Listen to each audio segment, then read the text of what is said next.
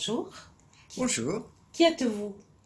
je m'appelle Stéphane Perronin, je suis bénévole du CCFD Terre Solidaire à Bayonne, dans l'équipe d'animation de Bayonne, et je suis également présidente d'une association qui s'appelle Bechtel Ekin, qui est une association qui a réuni plusieurs associations dans l'accueil des migrants, dont le CCFD Terre Solidaire. C'est un collectif qui fait de l'accompagnement social. Que pouvez-vous nous dire de la situation migratoire au Pays Basque? Le Pays Basque est traditionnellement une terre d'accueil, qui a toujours eu à cœur d'accueillir bien les étrangers qui venaient là, et c'est démontré plus particulièrement depuis quelques années, depuis qu'il y a un flot important de migrants qui viennent d'arriver. Il y a 4 territoires principaux en France comme ça, et le Pays Basque est un territoire sur lequel arrivent différents types de migrants. Il y a depuis plusieurs années des migrants qui viennent principalement d'Afrique, qui ont suivi un long parcours migratoire, qui ont traversé l'Espagne, et la première ville dans laquelle ils s'arrêtent, c'est à Bayonne. Souvent, ils ont l'intention de continuer leur parcours et d'aller à Paris ou dans un pays plus au nord. Mais quand ils arrivent, ils sont épuisés et ils ont besoin de se reposer, donc ils s'arrêtent à Bayonne. Ça va être des personnes isolées, ça va être des femmes seules avec des enfants, il y a même des femmes enceintes, il y a beaucoup de mineurs non accompagnés. Ce sont tous ceux qui vont arriver et pour lesquels on va répondre à de l'urgence.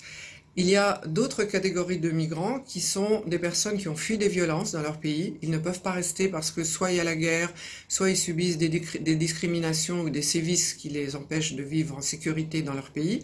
Et ils décident de venir en France demander une protection. Ça s'appelle être des demandeurs d'asile. Donc c'est une autre catégorie de population qui est présente sur le territoire basque. Que font les associations locales? Ces associations sont au nombre de 4. Il y en a 2 qui ne font pas d'accompagnement social. L'une s'appelle la CIMAD, qui est une grosse association nationale qui a une déclinaison à Bayonne, qui est spécialisée dans l'accompagnement juridique et administratif des migrants. La deuxième association s'appelle Diakité. C'est l'association qui répond à l'urgence dont j'ai parlé avant, tous ces migrants qui arrivent d'Espagne, épuisés, et qui vont parfois décider de continuer, mais parfois rester ici. Donc Diakité va les mettre à l'abri pour une période de au moins 3 jours, mais ça peut durer plus longtemps, parce que devant cet accueil chaleureux, il y a des personnes qui décident de rester ici et d'essayer de refaire leur vie au Pays Basque. Donc il y a beaucoup de mineurs effectivement non accompagnés. Diakité va les orienter vers l'autre association qui s'appelle Etorkin Ekin, qui elle fait de l'accueil et de l'accompagnement social, tout comme Bechtel Ekin, avec une différence. Etorkin Ekin accueille alors je vais commencer plutôt par Bechtel Ekin. Bechtel Ekin accueille des familles avec des enfants à qui on a refusé le droit d'asile. On leur a dit « rentrez chez vous », ils ne veulent pas, ils ne peuvent pas le faire la plupart du temps, mais ils sont totalement démunis, ils n'ont pas le droit de travailler, ils sont sans papier, et on doit leur venir en aide. C'est la mission de Bechtel Ekin qui va les loger, les nourrir, leur apprendre le français, scolariser les enfants et les accompagner jusqu'à ce qu'ils deviennent autonomes avec un titre de séjour. Etorkin Ekin est complémentaire et différente, puisque le public n'est donc pas de déboutés. Ça va être soit des gens qui ne pouvaient pas demander l'asile, mais qui veulent quand même rester là, ils sont partis parce que la misère régnait dans leur pays, les conditions économiques étaient insupportables, il y a des gens qui ont été obligés de fuir à cause du climat, et il y a tous ces enfants aussi qui essayent de venir trouver une vie meilleure ici. Donc Etorkin Ekin va les prendre en charge, soit ils ont créé un réseau d'hébergeurs, ce sont des familles d'accueil qui vont prendre chez elles ce mineur et vivre avec lui jusqu'à ce qu'il soit scolarisé, qu'il ait appris le français et qu'il puisse lui aussi devenir autonome. Etorkin Ekin fait aussi de l'accompagnement par le logement, comme Bechtel Ekin, mais pour des gens qui ne sont pas des déboutés du droit d'asile. Nous avons beaucoup de ponts et de passerelles entre toutes ces associations. Nous nous retrouvons très régulièrement, une fois par mois, dans un espace de dialogue et d'échange qui a été ouvert par l'association BICI.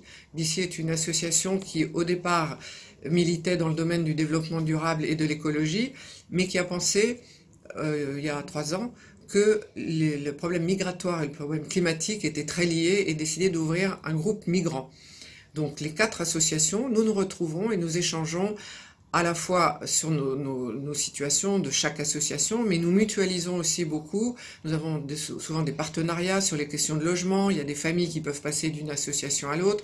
La CIMAD va aider tout le monde sur les questions de régularisation. Donc beaucoup de collaboration entre ces quatre associations.